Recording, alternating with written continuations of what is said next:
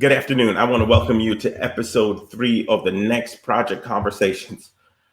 We are very well aware that the world we live in is going to be very different after the COVID pandemic. We know that we're going through a sea change in culture and society and church and the world. So we are undertaking a group of conversation with subject matter experts that are really critical to talk about what we're doing presently, where it's going, some of the challenges we're facing, but more importantly, what does next look like? I'm so excited to have the guest we have today, the Reverend Dr. Floyd Thompkins, a brilliant, brilliant man who has dedicated his life to public service. He has, from in the rural Georgia to urban areas in Jersey to currently in the Bay Area, always dedicated himself to serving the served. He is a brilliant, brilliant man. You know, one of the things that is really an indication of the fact he's a prophetic voice. 4 years ago, he started dealing with the disparity in healthcare. Actually, he's written grants, done a whole bunch of work. And as the COVID-19 pandemic was unfolding, he was perfectly positioned with his research and work to do some interesting things.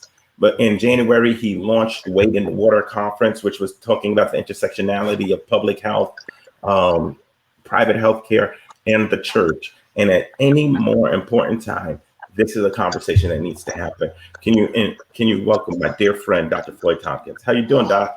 Hey, how are you doing? Thank you for letting me be here. You're one of the most brilliant minds in the church right now, and you're in a church that is close to my heart, University AME in Palo Alto, California. Thank you, sir. Saying hello to everybody. Oh, I will definitely tell everybody that you said hello. They have a deep place in their heart for you. You know, one of the things I wanted you to really start with is the description of a little bit of your background and then the current project you're working on and the timeline of that project.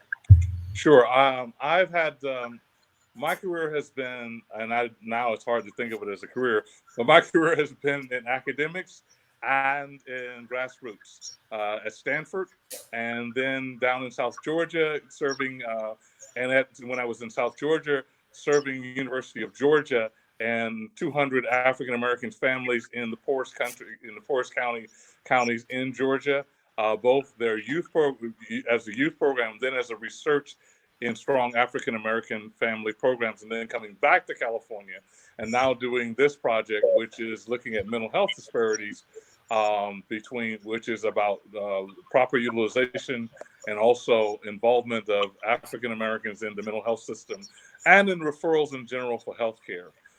What we found out, we wrote a paper a few years ago that said that posited that if African American communities were part of a whole bunch of historically harmed communities that now does not trust healthcare industry or does not trust folks, and so they have created a system, a brilliant system in the Black church of being trust agents. And pastors are not just simply people who preach on Sunday. In fact, their role is to somehow be trust agents. And so if the healthcare community was going to be utilized and get the messages right, they would actually have to deal with these trust agents and these communities would be involved. The last thing I need to say is that it does not matter the attendance in a church. This is very important. As a trust agent, if this is and now through 600 surveys and probably 30 or 40 focus groups and the literature, it's absolutely clear that the influence and the function of the Black church is not who's there on Sunday morning, but how they operate and how much they're trusted as a trust agent in the community. And so a part of what we also have to do is educate the healthcare community to understand that the metrics, and also, by the way, our own church community, that our metrics is effectiveness. Our metrics is not how many people are in those pews. Wow. Well, thank you so much for that. Can you tell me what you're currently seeing on the ground now? You know, you have relationships with Kaiser, you have relationships with the health officials in San Francisco and Oakland, and you have deep relationships with traditional African-American churches. As we read the newspapers, we're hearing about how COVID is ravaging the African-American community. And I just want to hear about what you're hearing on the ground now from the different constituencies. Sure. It would be remiss of me to not tell people to go to our YouTube site, and we have 3 videos with from pastors who are, one's from South Georgia, another one is from the New York City area, another one is from San Francisco, and another one has connections in the Midwest. And on that phone call, we also had pastors who were not able to make it from Louisiana. And another one who was on the phone call was from Illinois. Those are hot spots for African American folks. And what we hear on the ground is the same thing. It's remarkably similar, which is one, first of all, this particular COVID-19 is affecting African American communities far in a different way than white communities because we have greater death in the community. And secondarily, what we're finding out is that the health department, how they approach the African American church community probably is very important to how effective their messages are and how it is crafted. One of the things that is absolutely true is if they approached the African American community and said this issue of Sunday morning worship, if the message came through, you're non-essential, don't do it, then African American churches tend to feel like they're having to defend themselves, defend their faith, defend who they are, and there's a resistance that happens. If they, however, said, what we think you're doing is essential and you need to do it differently, then it became a collaborative effort. And also then, if there's also humility to say, and help us craft the message, then they took it and crafted it, and now the trust agents became not only not a problem, they became an asset. We continually have to have that conversation with the community. Last thing I would say is that right now, if you heard the governor of California and governor of many churches, the statement is, if you're depressed, call the 1-800 number. And I always say I've got to watch how I say this because sometimes I get in trouble for being too blunt, but I'll be blunt. That's a stupid thing. Depressed people don't call 1-800 numbers. That's not what they do. I mean, if that is our big program, we're in some serious trouble. But people like your churches and churches around the country have gone online especially those who come Monday to Friday. They have a lot of connections now with African Americans. And if we can teach them how to spot when depression's happening and teach them how to affirm, again, the stigma about mental health, then in point of fact, we will see people utilizing it more. And we will have a better mental health community. That's an example where the church is uniquely placed at this point to be involved with the community at this time in history to help us move forward. That also means African American pastors have to also begin to struggle with mental health, that it is not a problem, that it is not something that you did wrong or lack of faith if you were having issues. It is actually something in that God gives us all together and moving together, and that's the collaboration. This Friday, we're going to have, I think it's 85 mental health workers, 52 pastors, and 3 public health people sit down for 2 or 3 hours and talk about that together. So what is the difference between your research hypothesis, the current reality, and where you see it going? Thank you for asking that question. We were wrong. Our hypothesis said that, and often that's a good thing about research. We thought we were dealing with trust. And in fact, most of the healthcare community thinks they're dealing with building trust, right? It became very clear after our focus groups, and our focus groups were not just with churches, but with churches, community organizations, and not just with pastors, but with what I call the church mothers. I mean, the team did a great job. And when I say we, they did a great job. And it became very clear that we were not dealing with trust. We were dealing with mistrust. That is a whole different conversation, right? Because I can't teach you how to be trustworthy, but I can't teach you how to stop doing the things that make you not trustworthy. Wow. And so one of the things that began to happen is we now know that one of the things we have to do is look at ways in which policies or practices are causing people to be distrustful. And if someone doesn't trust you, it doesn't matter how giving them more information is not going to make them trust you. It's going to is that you've actually got to follow through on some things, and you've got to apologize for some things, and you've got to connect in a new way. An example of this, and I've used it a couple times, but I don't think I've used it in this conversation. This is fundamentally when I talk to healthcare people, and healthcare people, let's understand something. It's not that they don't want to be a part of the African American community or not reaching out, but they don't understand this. And so one of the things I talk to pastors all the time, healthcare communities thought we have so many resources out there and that the African American community is not using it. And they started giving us manuals and where everything was and websites and all that. And when we talked to the pastors, they said, well, there are two problems with that. One is your manuals are almost out of date all the time, right? Mm-hmm. So if I call somebody, nobody's there. And then secondarily, I am not dealing with a community that is sophisticated in the sense of knowing how to use all of these web resources. Wow. So I'm having to get people to do that. So if your answer to me is I'm only working 9 to 5, or your answer to me is that you got to go on a website, or your answer to me is the person who brought me here, meaning the pastor, you're not even considering to say, can I ask you to sign a form so that we can share a relationship, a counseling relationship? If you're not doing that, then what you're doing is mistrusting. You're engendering mistrust. And that last one is important. And we had a conversation last year where we have brought Kaiser doctors and mental health professionals with pastors. And that was an amazing conversation, never happened before. And they learned that they can work together. But more importantly, they learned pastors deal systemically. We deal with families, right? So, and that we can help them do the work and they can help us do the work. And so all we need to do is talk to the person. And if the person, and we found out that many people, when the pastor did recommend to people to go and see the mental health professional, a lot of times the mental health professional said, oh, now I can't talk back to your pastor and I can't have a connection with them. Well, of course you can. You just sign the form of permission form and you can do that. But if you don't do that, a lot of times you have this phenomenon that mental health people were experiencing, where people will come to your first conversation with you. They will smile, you have a good time, and never come back again. Wow. Why does that happen? Right?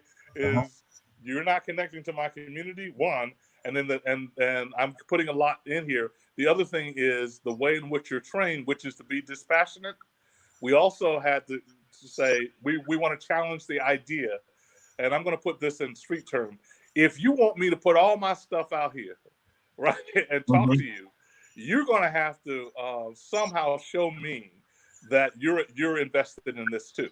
So if you're trained not to be personally invested, to somehow have objectivity, and that's not really true, but as you're trained to step back, that is a sign to not be trusted to many African Americans community.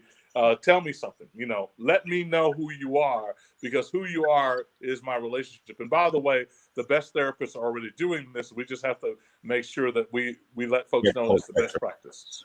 So as COVID has ravaged our community, there's a lot of trauma. There's a lot of mistrust. There's a lot of anger. Where do you see us in the next 6 months, year, 5 years? How do we move from here?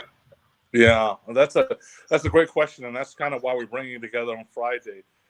Some of the messages are amazing. First of all, I think it was Booker Vance that named it. He called it ritual interruption. First of all, we can't do funerals, so it's ritual interruption. That those rituals, which are at the end of life, celebration of life, we're going to have to rethink how to do that. If you can't be physically there, then you're going to have to figure out how to do different rituals. And I won't go into ways that people are doing it. So the church is going to have to really think about how to do rituals a little differently. Secondly, stop right there. It seems to me that as people are going online and as the trauma is there, we're actually going to have to move closer to partnerships with mental health and public health professionals as a partner. And this is why it's so important that this partnership is equal. That the notion that somehow you can treat or be involved with someone who's a person of faith without taking their faith into account is ridiculous. And secondly, that a person who is involved in the church, that a person, and you're not trained theologically, or you're not in that community, that somehow you are enough by yourself, that's also ridiculous. So this collaborative work has to be done. And the third thing for pastors, especially females and male pastors, I think they have to take care of themselves. The reality is a lot of this pain and grief and anger is going to be running through us. And already we're watching people who are called to care for people, to touch people, to love people, can love them, can care for them, but can't touch them. And so there's a sense of feeling like we failed them. And if we don't figure out how to change the ritual, how to work collaboratively, and how to take care of ourselves, we're not going to move into the next place as a community. And finally, I also think one of the phase 4 of our project is dealing with the mental health deserts in the African American community. Some people who are listening to this, who are from large Black churches on the East Coast, you have great ministries. You have a bereavement ministry. You have all of these great ministries. Most Black churches don't have all of those kind of group-based ministries, where it's peer-to-peer based ministries, where people who have lost people are sitting down on a weekly basis, where people who are drug, even Al-Anon AA meetings are not happening in a lot of small Black. Those have to start happening, because there is a myth that people decide, I need mental health, and then they go to the mental health folks. That is not how it happens. It usually happens that you're involved with people who see you and see that you are in complicated grief, or see that you're having a drug and alcohol problem that is not being taken care of, or see that you're an abused person that needs some support. And because you trust them and they refer to you, then you go. So having that middle step is going to be important. And as the church comes out of this, I'm praying that they understand that we take this energy that's now talking about bringing people together, being peer-led, and make that energy be also on the ground in these new kind of emergent ministries. Can you spend a little bit of time and talk to us a little bit about the rituals? Because I think, I come from a church, and being Black Methodist, we're highly liturgical. And even though I'm a very progressive pastor, I find there is a great richness and comfort in doing communion, in doing baptisms, in doing the rituals, even of service, of meet and greet, and all of that. And can you talk where you see rituals going in a new world where 6 feet is sort of the standard? And even when 6 feet is not going to be the standard, it's going to be a while before people are as comfortable as they used to be. And so you're right. This ritual thing, first of all, I am not saying, I gotta be very careful with this, I am not saying that other churches don't have ritual issues. It is, however, for the African American church, there does seem to be something really profoundly important about it. The one thing that mental health folks don't understand unless they've experienced is a church service. And one of the things we've been pushing mental health professionals to do, I mean, people who have caustic, terrible relationships with their church, nevertheless keep going there for nothing other than Sunday morning and the way it makes me feel. That's how powerful ritual is, right? It's cathartic. It's cathartic. It's powerful. I have stories about that, which I won't go into. So, first of all, we need to recognize how powerful that is. Yes. And we need to say, this is not something that is to a side matter. This is a central matter of why we come together. And even if someone doesn't go to church every Sunday, when they get in trouble, they do. And when they're going through a divorce, they do. When a child dies, I used to say this when I was a pastor, that people are like, why are pastors so worried about drug? Because everybody ends up laid out in front of us. Every death in the community does, right? And so that is what the church represents. Now, having said that, I'm avoiding your question to some degree. Yes, you are. Because there is no answer yet. I will give you a couple of examples. A beautiful ritual just happened. Someone in a small town in South Georgia. Well, let me talk about death. What we think that we do in a service, and we've always said it. It's not about the dead; it's about the living. Turns out that's absolutely true. It is about the living. Mm-hmm. It's about the living. First of all, about the family. The family needs to know that that person who died wasn't just important to them, but was important to the world, right? And so if you don't have that, there's something missing on that. And so a South Georgia community, what they did is someone who had died in the community, very important person that died in the community, actually died in the hospital because of rural Georgia, 60 miles away. Wow. So the widow is there in the house. No one can do anything, and they can't have the body. They can't have a funeral service there. So the community, what they did is everybody took signs, made signs about who that person was there, and they put it on the front lawn of that house, right? Mm-hmm. So literally the front lawn is with signs of messages of what he meant to them.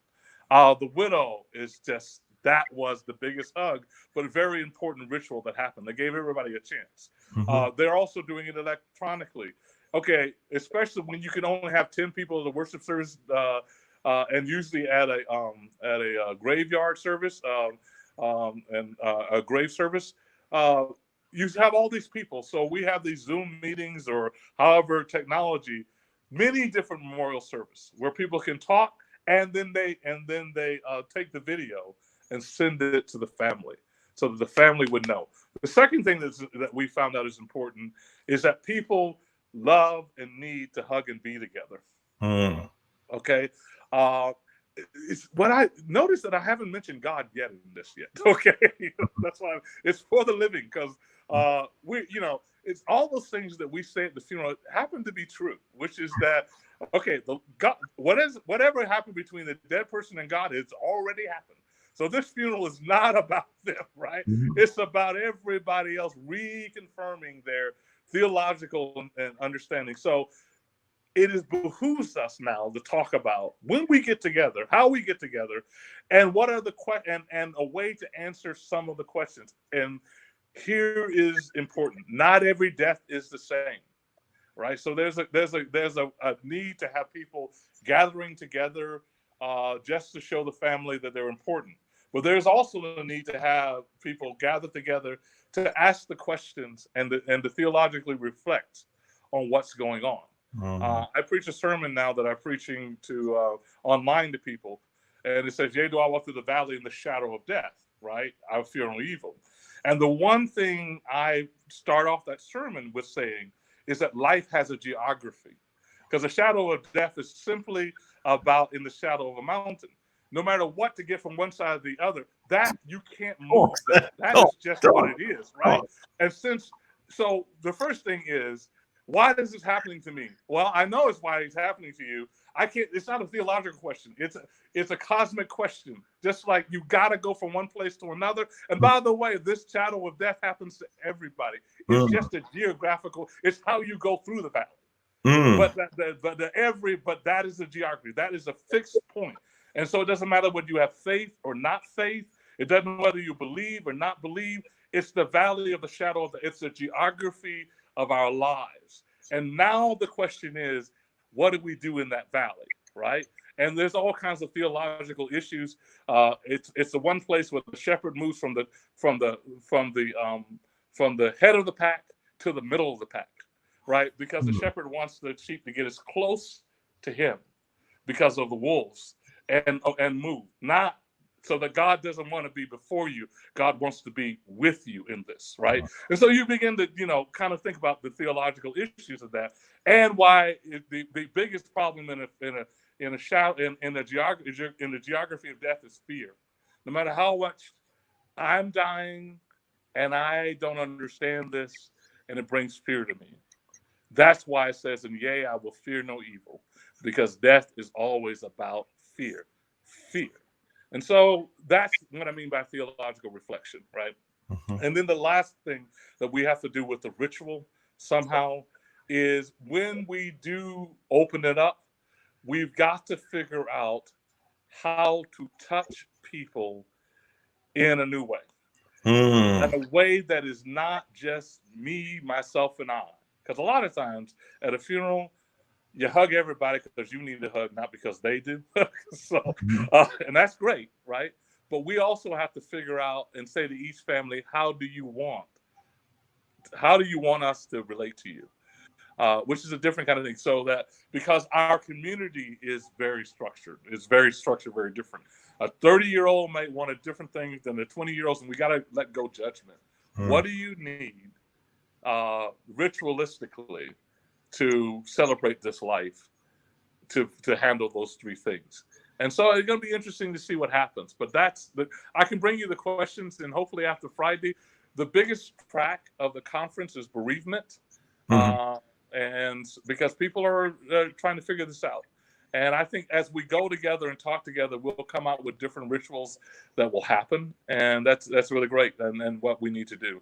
And then I would say the final thing is rituals that lead into health, which is the last thing is be able to say at every worship service, we should have been doing this, that, and we do this to some degree. We say, first of all, Kubler-Ross understanding of grief as this kind of one circle fit all. That's not how it happens. It's actually got a lot of other stages, and you can get into complicated grief. And so first of all, just because you're grieving don't mean nothing's wrong with you. It's just grieving. But if something is wrong with you, or if you feel like you need more help, come to me, but also come to a mental health professional, and it's all right, and there's nothing wrong with that. We have to do those things. And we will have to do it because we are suffering, the mental health professionals help me understand that we're suffering stigmatized death. Wow. And stigmatized death means death because you're Black. Now, we've been suffering that for a lot of reasons. But in this one, I think whites and the larger folks, but Hispanics and Blacks, okay, this is starting to feel really personal, right? Yeah. No, it's personal. It's very personal. Yeah, this is okay. The president says, and I'm going to get ready. You may disagree with this, and it's a joke, so don't write to the pastor. We've even named this thing Rona. I mean, we've given it a name, all right, because it feels so personal. It's like this is not an invisible enemy, right? No, it's taking lives. Yeah, a third of the Cogent bishops may have died through this. A third of all the bishops in the Cogent Church. Cousins. If you got a cousin living in Louisiana, or in Chicago or New York, the notion that somehow this feels different, this feels intimate to us, and so the trauma of this, and this is why you'll notice if you go on our online conversations, we have Peter Goldblum who talks about the AIDS crisis. Because it's feeling like that with us, right? It's not the same. I'm not saying medically it's the same. But the notion that somehow we're experiencing stigmatized death in a way you're not, and you don't understand, and you're not taking it seriously. I just got a note from a brother who was in the South, and I'll just say it's Georgia, and the churches there are livid about the governor reopening that state. Because businesses are important. Well, guess who's dying? Black folks. This is not just you're reopening our state and you're saying to us we don't matter because Black people are dying, right? Exactly. There's a great article written by a brother to one of the Louisiana parish people that says, again, I love that thing. I love that particular essay. Okay, I don't know how you're experiencing this, but 70% of the people who are dying are Black. So when you say that, what you're saying is that you want us to die. Now, I'm not saying that's the intention of the folks, but folks got to understand that's what's going on. And in the idea of ritual, we got to figure out how to deal with that kind of anger. And so in some sense, we are dealing with the same kind of anger as when the cop shoots somebody and we know it was wrong. How we do that, that's the deal. Well, you gave us so much to work with right there. I think you are right. We are going to have to deal with this over the long term. The stigmatized death, the shift in ritual, the challenges we face. I want to thank you so much for being with us today. I think you just gave us So much to talk about, and we'll definitely have you back on again because can I say one thing? yes, I'm about to say I've got to go to the Black Huddle and I'm going to speak at that. And there's a slide I put up and I'll put it up here. Think of what this one little virus has done to the world. And then you'd understand the power of one little mustard seed of faith. Wow. And so that's why I think we have power. That the small things that we do in faith, it can be as the most powerful as that virus can be. And so let's not be depressed and fearful because we can look and say, I don't know how we can do all of this. Who imagined less than 2 months ago, 3 months ago, that the world would be shut down, right? Because of a little virus. Imagine what a world can do because of a little faith. Wow. That's what we have to step into and believe. Thank you so much, Dr. Thompkins. You did an amazing job today.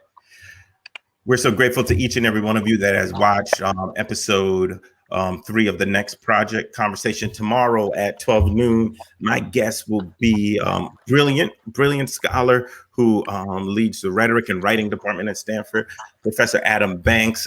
We're going to talk about how the shift in language and how we approach things and how we express ourselves, particularly as African Americans in this culture and time, will move forward. So thank you so much.